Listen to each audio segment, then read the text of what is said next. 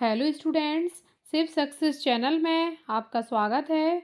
आज हम पढ़ने जा रहे हैं क्लास 10th की बुक फर्स्ट फ्लाइट की पोएम फॉर एनी ग्रेगरी, जिसको लिखा गया है विलियम बटलर यीट्स के द्वारा। देखिए, इस पोएम में जो हमारे विलियम बटलर हैं, उन्होंने एनी ग्रेगरी के बारे में बताया गया है कि उसकी क्या उम्मीदें हैं, उसकी क्या आकांक्षाएं हैं, और जो यंग वुमेन होते हैं उनकी क्या उम्मीदें होती हैं और उनके क्या थॉट्स होते हैं। इस चीज़ के बारे में इस लेसन में, इस पोएम में बताया गया है। This poem is a conversation between a young man and a young women. ये जो पोएम है, जो विलियम बटलर यीट्स के द्वारा बताई गई है, इसमें बताया गया है कि ये जो पोएम है, ये आपस में बातचीत की गई है एक यंग मैन और एक यंग वुमेन के बीच में। What are they arguing about, और वो लोग अपनी क्या आर्ग्यूइंग रखते हैं। जो यंग मैन है वो क्या चाहता है और जो यंग वुमेन है वो क्या चाहती है। तो दोनों की अपनी अपनी उसमें रिक्वायरमेंट्स हैं। देखिए, इसमें 3 स्टांजा हैं। पोएम बहुत छोटी सी है, पोएम बहुत अच्छी है और जो आज का युग है उसकी रियलिटी बता रही है। Never cell a young man throne into despair by those great honey-colored ramparts at your ear. Love you for yourself alone and not your yellow hair. ये जो पोयम है, इसमें जो फर्स्ट स्टांजा है, ये बताया गया है यंग मैन के द्वारा, अर्थात जो यंग मैन है उनकी क्या आर्ग्यूमेंट्स रहते हैं। Never cell a young man throne into despair. ये जो लोग यंग मैन हैं, जो जितने भी जवान व्यक्ति होते हैं, थ्रोन इनटू डिस्पेयर, डिस्पेयर का थ्रोन इनटू डिस्पेयर का मतलब है फॉल होपलेसली इन लव। अर्थात जब एक यंग मैन यंग वुमेन के प्यार में पड़ता है, by those great honey coloured ramparts at your ear. तो जो यंग वुमेन रहती है उसके ईयर की सेफ्टी करने के लिए जो रैम्पार्ट्स रहते हैं, रैम्पार्ट्स का मतलब जिस तरीके से लाल किले को प्रोटेक्ट करने के लिए उसके चारों ओर दीवारें बनवा दी जाती हैं, उसी तरीके से ईयर को प्रोटेक्ट करने के लिए जो यंग वुमेन्स के या गर्ल्स के जो हेयर होते हैं वो रामपार्ट का काम करते हैं। अर्थात जो जितने भी यंग वुमेन होते हैं वो ना कि वो लड़कियों की इंटरनल खूबसूरती से प्रभावित होते हैं, बल्कि उन्हें बाह्य खूबसूरती बहुत अच्छी लगती है। अर्थात लड़कियों के जो बिखरे हुए बाल रहते हैं, जो कानों को ढके रहते हैं, उनका फिजिकल आउटकम रहता है, उनकी वेशभूषा रहती है, अर्थात जितने भी उनके आउटपुट्स होते हैं, उसी में जितने भी यंग मैन हैं वो सब प्यार में पड़ जाते हैं। Love you for yourself alone and not your yellow hair. जितने भी यंग मैन हैं वो केवल आपको प्यार करते हैं। उन्हें आपकी इंटरनल खूबसूरती अर्थात आपके आंतरिक मन की सुंदरता से कोई भी मतलब नहीं होता है।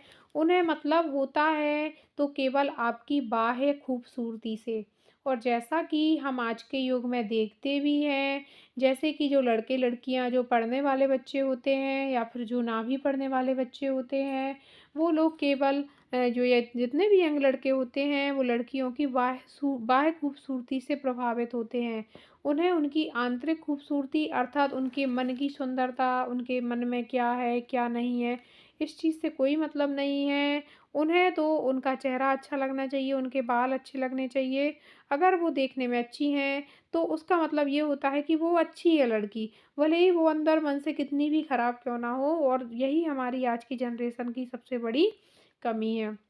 ये जितने भी यंग मैन होते हैं वो बाह्य खूबसूरती से ही प्रभावित होते हैं, उन्हें आंतरिक खूबसूरती से कोई भी मतलब नहीं होता है।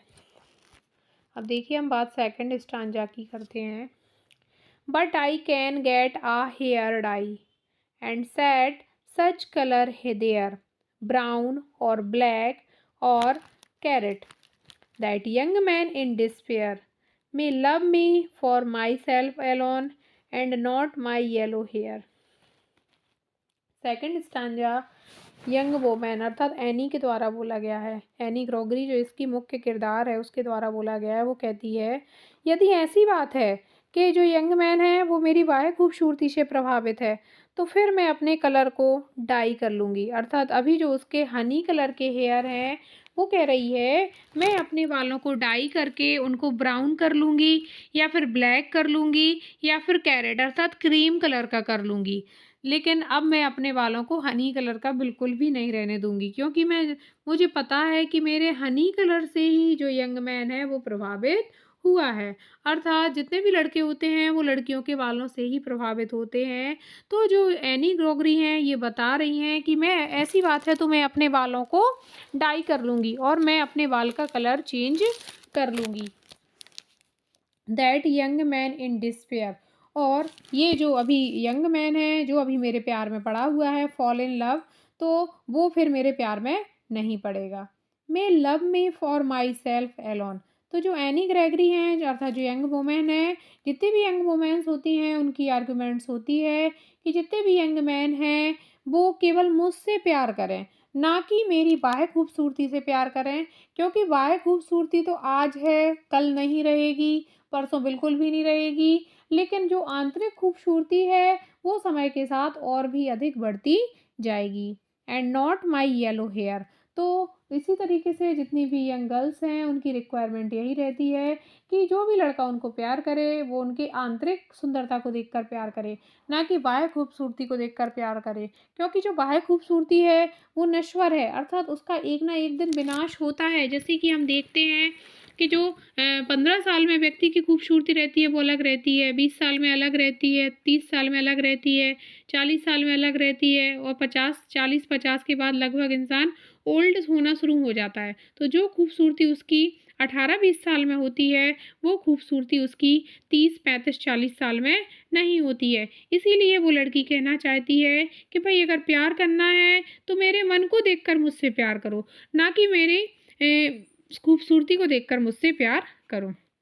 तो अन्नी ग्रोगरी की कई तरीके की इसमें शिकायतें हैं और हमारी जनरेशन की भी बिल्कुल सेम यही रिक्वायरमेंट्स होती है कि आप मेरी बाह्य खूबसूरती को देखकर मुझसे प्यार नहीं करिए। अगर आपको प्यार करना है तो आप मेरे मन की खूबसूरती से प्यार कीजिए। I heard an old religious man by yesternight declare that he had found a test to prove that only God, my dear, could love you for yourself alone and not your yellow hair. अब जो third stanza है इसमें बताया गया है कि ये जो हमारी यंग वोमेन है एनी ग्रोगरी, ये बता रही हैं कि आई heard an old religious man. मैंने एक ओल्ड रिलीजियस मैन, मैंने किसी पुराने धार्मिक आदमी के मुंह से सुना है, यस्टर नाइट डिक्लेयर, मैंने एक ग्रंथ में भी ये पढ़ा है that he had found a text to prove, और वो कह रही मुझे ग्रंथ में भी ऐसा मिल गया है जैसा मैंने किसी ओल्ड धार्मिक आदमी को कहते हुए सुना था, ऐसा मैंने प्राप्त भी कर लिया है किसी धार्मिक ग्रंथ में, that only God my dear could love you for yourself, कि हे माई डियरेस्ट, केवल एक भगवान ही है could love you for yourself alone, जो केवल आपसे ही प्यार करता है, and not your yellow hair, और वो आपके येलो हेयर से बिल्कुल भी प्यार नहीं करता है। कहा जाता है कि हम भगवान के सामने अगर एक अच्छा सुंदर खूबसूरत मन लेकर जाते हैं तो भगवान हमारी प्रार्थना को स्वीकार कर लेते हैं। इसके बजाय अगर हमारा मन मैला कुचैला हो और हमारी बाह्य खूबसूरती अर्थात जो हम शरीर पर वस्त्र पहने हैं वो बहुत अच्छे हैं, हम जितना भी अपने चेहरे में डेंटिंग पेंटिंग किए हैं वो बहुत अच्छी है, तो बाह्य खूबसूरती से भगवान प्रभावित नहीं होते हैं। अगर वो प्रभावित होते हैं तो हमारे आंतरिक मन से प्रभावित होते हैं। तो अगर हमारा आंतरिक मन अच्छा है अर्थात अगर हमारे मन में किसी भी प्रकार की कोई कटुता, द्वेषता, कोई मैल नहीं है तो ईश्वर हमसे अतिशीघ्र प्रसन्न हो जाते हैं। तो जो एनी ग्रोगरी हैं वो यही बता रही हैं कि दुनिया में कोई आपसे प्यार नहीं कर सकता, भले ही एक उम्र में व्यक्ति को लगता है कि ये लड़का मुझसे प्यार करता है, ये लड़की मुझसे प्यार करती है, लेकिन ये चीज़ें कुछ भी नहीं होती हैं, क्योंकि इन और जब बच्चे छोटे होते हैं तो उनको लगता है कि मेरे माँ-पापा मुझसे प्यार करते हैं, जब वो बड़े होते हैं तो उन्हें लगता है मेरा हस्बैंड मुझसे प्यार करता है, मेरी वाइफ़ मेरे से प्यार करती है, जब वो और आगे पहुँचते हैं तो उन्हें लगता है उनके बच्चे उनसे प्यार करते हैं, लेकिन यहाँ रियल में कोई किसी से प्यार नहीं करता है, यहाँ दुनिया में सब कुछ दिखावा है। और वो कह रही हैं, मैंने एक धार्मिक ग्रंथ में केवल यही चीज़ स्पष्ट रूप से पढ़ी है कि संसार में अगर आपको कोई प्यार करने वाला है तो वो ईश्वर है, क्योंकि ईश्वर के अलावा आपको कोई भी प्यार नहीं कर सकता है।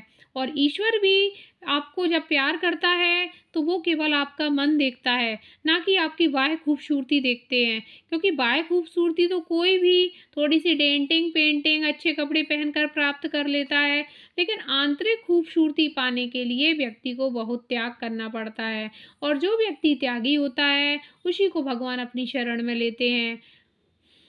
और इसके क्वेश्चन आंसर देखने के लिए आप नीचे सब्सक्रिप्शन लिंक पर देखिए।